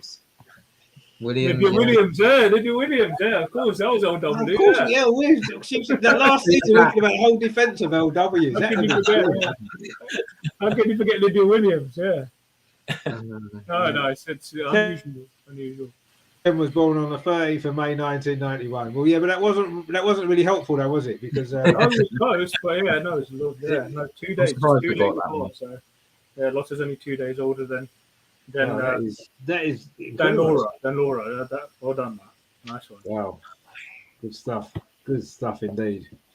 Well, that's another good question. Another well thought out question that got us all thinking, which is good. But I say, I think with the women's players, obviously you don't their ages. You don't really know how old they are, do you? Unless you actually check. Because off the top of my head, I couldn't, like most of the Lionesses squad, I wouldn't know what their ages were off the top of my head. You'd have to maybe look at. I mean, Lauren Hemp's still younger than what you think she is because she's been playing for so long. But I don't know, the ages aren't such a big deal. So that is a really good question because very difficult to work that out. But brilliant stuff. And Matt got the point this week. Then that was good. Yeah, well done. Good stuff. I enjoyed that. That was good. Yeah. So wow, okay, brilliant. So it's going to be. So it's been in a busy week for the Arsenal women. It's another busy week coming up, which is going to be exciting. We're going to enjoy obviously the games and everything else. Obviously, what we'll do is we'll be back next Friday. That'll probably be our last show before Christmas, actually, won't it? Because we can look back on Villa, we can look back on Juventus, and we'll look ahead, obviously, to the final game before Christmas, the last game of the Champions League against Zurich as well. And then we'll have a Christmas break as well from the show and everything else, and we'll be back obviously in January. But obviously coming up in the meantime, tomorrow evening there's a small matter of a World Cup quarter-final. I think England are playing someone or other. So we'll be covering that game obviously tomorrow night. We'll go live about 6:45 for that. That's going to be a tense night, I'm sure. Then Sunday, of course, Arsenal women away at Aston Villa. That is going to be a great game.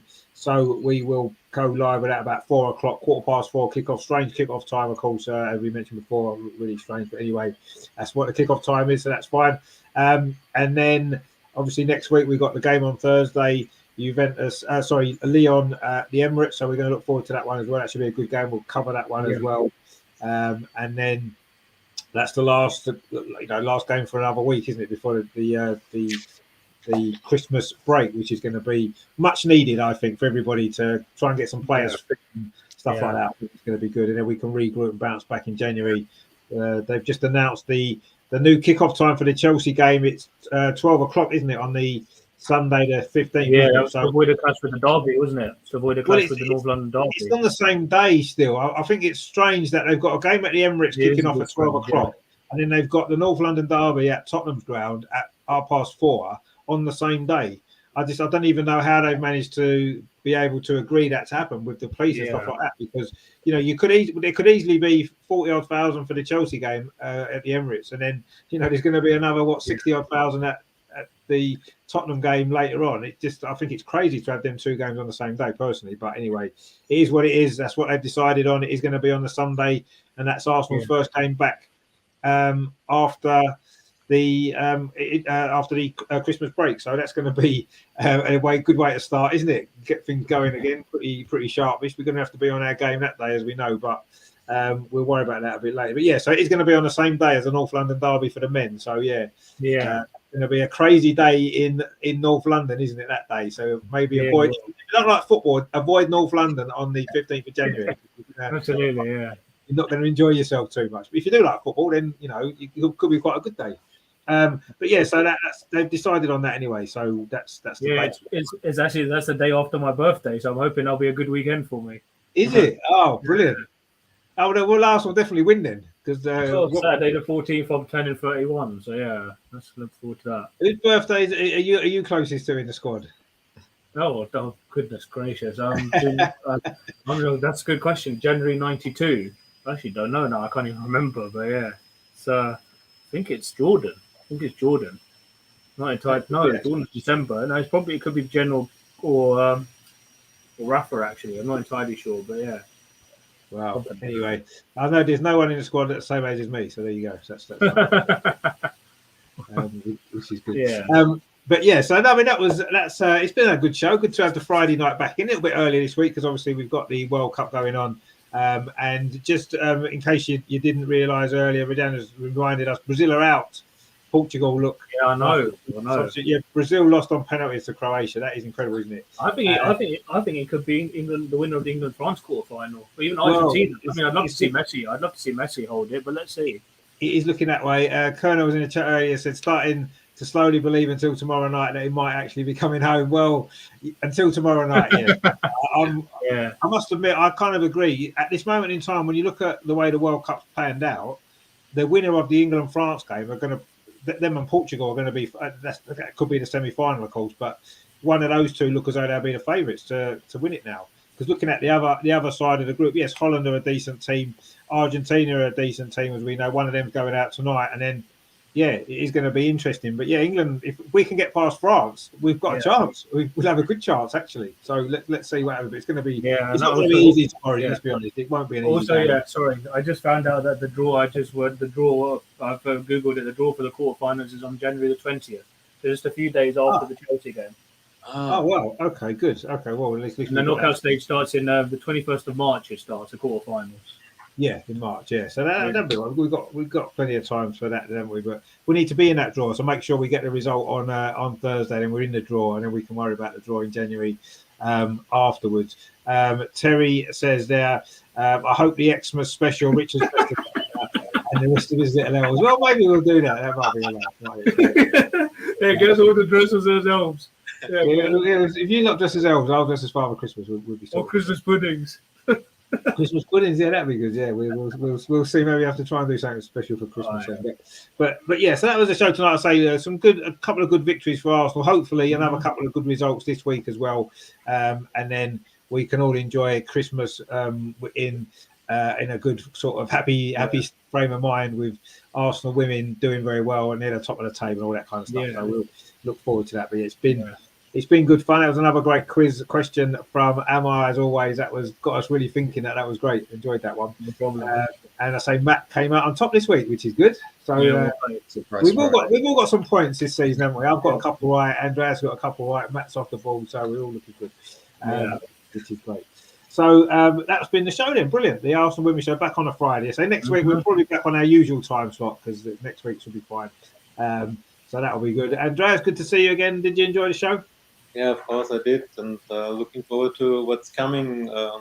Difficult matches, and to have a really good Christmas, we need good results before. So let's start on Sunday with a win at Villa, and then everything is possible. We saw last week in Munich.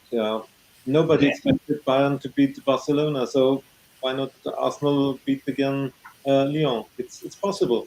Quick question for you, Andres. But there was about 25,000 the crowd there, wasn't there? Yeah, 24,000. Yeah, Fantastic. yeah, That's a great crowd. Yeah, brilliant. Fantastic. Here yeah, as I said, really surprising, and nobody expected Barcelona to lose. Hero The last time they conceded 3 as well, isn't it? Yeah.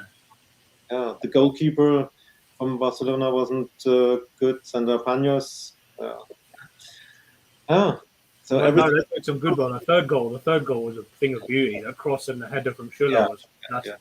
But it came out of nothing totally against the run of play, because Barcelona was dominating as expected, and everybody said, they can score 2 or 3 goals, and maybe they will win in the second half. But you can beat every team is beatable, as good as they are. So Even I was watching the Real Madrid Chelsea game last night. Chelsea didn't look that impressive at all, and I thought Real Madrid played well, and if they'd just been a bit more clinical going forward, they would have had their chances. But just goes lucky goal as well, wasn't it? Chelsea got a lucky goal, didn't they? The penalty off the post. Sam Kerr as well wasn't at her best, but I thought Real Madrid played pretty well. Yeah, they did. I mean, it's you know, it's wide open. It seems a bit more wide open this year, doesn't it? I think the Champions League, and I think we've got a chance. We've been there fighting away, and if we get through, who knows? You know, I think there'll be teams. You know, what we've got to remember is by March we'll have most players fit, hopefully. And then apart from Beth, obviously, Beth still won't be fit, but all the others should be fit with our full squad. We might buy a couple of players in January, and I think we're going to be a threat to anybody. So yeah, it's looking good at the minute. Isn't it? We've got Mark in the chat there. How you doing, my friend? Good to see you. Hope you're well. Terry says, where's the Bright Side song? There you go. Well, what is these songs? You said you had a few new songs for us. So this hasn't come from me. This is someone that has actually done this. This come from Joe. Some of you may know him. He's quite big chanter. So his Mr. Brightside song is I can't do it with timing, so I'm just going to have to kind of rattle it off as I go along. So we've got Katie McCabe, so we're doing just fine. Lotta, we're proud. Raffle, you've got it all. Leo Walty's a Swiss. Oh, did you get those snake hips? She's not only a Swiss, so is no one Emirates. Now Frida's and she's bashing about. We've got Jordan and Kim, legends, there is no doubt. Then we go to the left where Steph Catley is sick. Messi for a left foot, and she's patting her chest now. Leah Williamson's proud. It's her home. Viv can't miss. She's tearing you apart. That's brilliant. Then BT heading balls into the sea. Vordy's on the Vegemite. Mead's on fire down the right. That's brilliant, though. Look at what he's doing. That's brilliant. Everything. Zinsberg is lets nothing in. Steelers are number 9. Arsenal, that's my side. Very good. Our Arsenal. It's too wordy to do that. It is very. That's never going to catch on as a chant in the crowd, is it? It'll be all right as a song, but it's not going to catch on in the crowd, is it? It's too many words. You know what? I feel sorry for someone like Andreas who's just come to a game and is just hearing this in the background, just like, what's going on? I can't. No, I kind of started singing it halfway through. It's just like, no, you can't. It's too wordy. It's never going to catch on as a chant in the football stage. They need to be short and straight to the point, don't they? Football chants. You can't be rewriting like top 40 hits from the last 20 years. It's just too complicated. But it's a great song, actually. It's got some great parts to that as well. But it's never going to really catch on, unfortunately. But the other one that they did have, this one I was thinking about quite a lot. I couldn't get the words properly, so someone has actually managed to get the words to it. So it's our version of LA. So instead of we won the league at Anfield, we won the league at the Lane. We've got won 15 league titles. We've won the FA Cup 14 times and counting. We're never gonna stop. Champions of Europe, the only in the land. We'll sing it in the North Bank, through to the East Stand. LA, and then that's good. That is good. That is really good. That'll catch on, that one. That'll be brilliant. That's a brilliant little song. But it was great to hear as well is that they were trying to do the old Highbury chant into across in the Everton game, and you could hear it coming across. And I know it would be quite nice if that could continue, but it's small steps at the moment to create that atmosphere. And it's just, I think at the moment with the Emirates as well, is that we need to create that atmosphere. And if it's not there, teams aren't going to be afraid of us as much as. Definitely. Be good to get a good atmosphere on Thursday against Lyon, wouldn't it? Get some of them chants down in the Emirates. That would be really good. Terry says, Matt, you need to do it as a rap.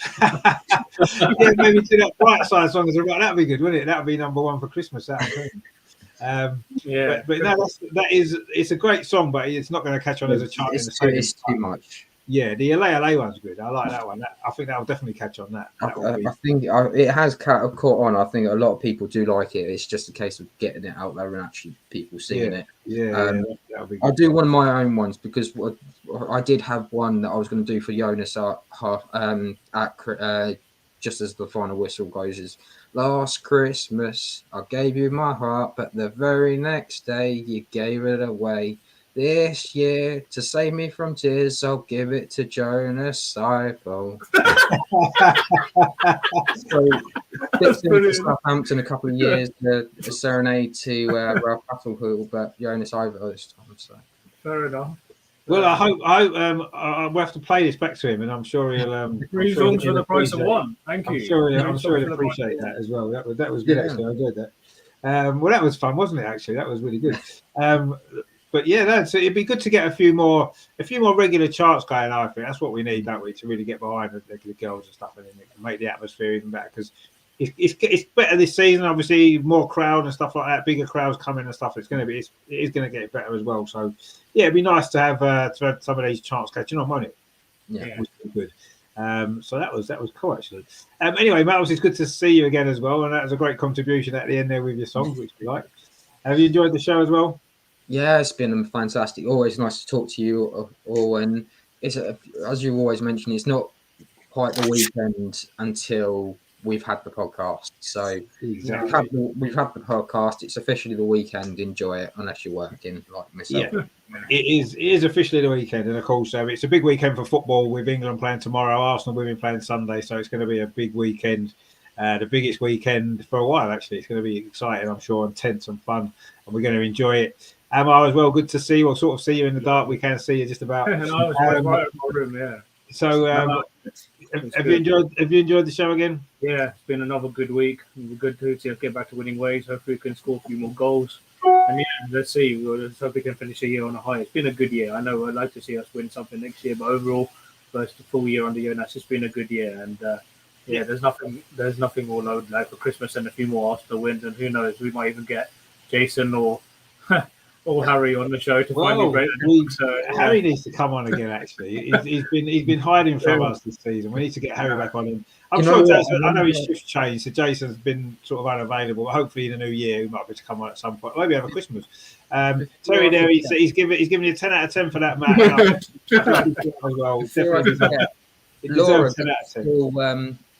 Amelia from Harry. She literally went, I'm taking her. She just walked off with her. Yeah, I know. She walked around the pitch, didn't she? And then she came back with Beth, didn't she? So yeah, good stuff. But yeah, we need to get Harry back on. I'm sure he'll come back on. I know Friday sometimes are tricky for him, but we'll try and get him on again very soon. But yeah, hopefully we'll get a few more people involved in the new year as well. It'd be good to expand our little team, which get some different people on, some new people on, and get different people involved. Be good. So yeah, brilliant stuff. So that is another Arsenal Women's Weekly. It's number 10 of the season. Actually, it seems like it's been a little bit of a stop and start kind of run because the games have been, there's been international breaks right, left, and centre. Then there's been, Andreas has been flying to London a few times, and there's been people travelling about, and we haven't been. World Cup's been disrupting our life and everything else. So it doesn't seem to have been quite as consistent so far this season in terms of getting the shows regular at 7:30 on a Friday, but. Hopefully, in the new year, we'll be able to get more back to normal again, and we'll be able to do regular shows at the regular time, which will be good. But we've done the best we can. We've got through it. We did a show sort of virtually the other week, didn't we? Where everyone sent the videos in, and we did it that way, and that was sort of we did a little bit of live stuff last week at the ground. I had a few problems getting getting the show started last week, so I missed the beginning of the game, which was a bit annoying. But yeah, so you know, we've made the best of it, haven't we? We've got through, and we'll keep going. Hopefully, I say we can get a bit more a regular time slot back next year, because it's been a little bit up and down for us this year. But we're still here and we're still going well, and you know, hopefully you're all enjoying the show, because we are enjoying doing it. And we will be back next Friday at 7:30 at the usual time to look back on maybe what we'll do next week as well. We'll maybe have a look back on, as sort of Amar mentioned there, maybe look back on 2022 as a year for the Arsenal women. Or we could do that maybe the week after, but that would be maybe too close to Christmas, perhaps, but we'll see. But then we could probably do the Zurich game before the Chelsea game after as well, yeah. Yeah, maybe look back on the sort of 2022 as a whole, because it has been a decent year. Only 2 league defeats in the whole of the year, which isn't bad, is it? So, you know, unfortunately, you know, the first one was what maybe cost us winning the league, and the second one may well do as well. We don't know yet, but only 2 league defeats in a year, that's not bad, is it? We'll maybe do that as well. Look back on the year, because I think that's been a good year. Lots of great moments that we've all enjoyed, being at games and watching the games and meeting new people and all that kind of stuff. So it's been a good year. We need to maybe look back on that, and it's been a great year on the pitch for the team as well. But not any silverware. We want to get some silverware, don't we? Because we're overdue some, and maybe 2023 is the one, isn't it? Maybe one of them trophies will be finding its way to Meadow Park. Let's hope so, because that would be a great way to finish the season. Terry says the best show on YouTube. Thanks to you guys. Well, I don't know about the best show on YouTube, but I'm glad you enjoyed it. And hopefully, you know, we'll get more support for the show next year as well. So that's that then. At number 10 of the season, I was when we weekly number 10. That's pretty good, isn't it? We've managed to get 10 done already. Yeah. And next year's going to be bigger and better, because we're going to get more consistency in things. I say tomorrow we are back for the England game. If you want to see a bit of that, then join us for that 6:45. We'll go live for that game, and then of course Sunday the big one, Aston Villa women against Arsenal women at Villa Park. And that is going to be a great game as well, 4:15 kickoff. So join us for that. Before you leave, don't forget to do that. Of course, that's really important. Give us a nice like. If you are new, maybe do that as well, because that will be really helpful to the channel. And also as well, if you want to click on the little bell as well, and then you get notified every time we do a show. So that's what you need to do. So that's that then. Another After Women's Weekly. As Matt said, and he's right, the weekend officially starts now. We can go and watch the World Cup. They're playing Argentina, repeating the 1978 final. I don't know if it'll be quite as dramatic as that, but anyway, we will enjoy that, and we'll enjoy England tomorrow. Well, hopefully we'll enjoy England tomorrow, and we won't talk about Germany because it'll upset Andreas too much. Unfortunately, they're not in the World Cup anymore. We might not be. Who knows? And Brazil are out as well, so there you go. It's all happening, isn't it? It's all happening over in Qatar. It is all happening, so that's going to be fun. So thanks obviously again to Andreas, as always. Absolutely brilliant to have you back, Matt as well, and Amar. We will see you all next Friday for the latest episode of the After Women's Weekly. Don't forget the 2 big watch-alongs this weekend. Massive games. It's going to be good fun. It's going to be tense. Will we have any hair left at the end of it? Probably not, but nice. It's going to be another big weekend. So thank all you guys for watching. Don't forget, give it a like before you go. We will see you very soon. And in the meantime, as always, of course, come on, you Gunners. Come on, Arsenal. Let's do this. Yeah. Come on, England tomorrow as well, because we want England to win as well. See you later, guys. Take it easy. Thanks for watching. Bye. Bye.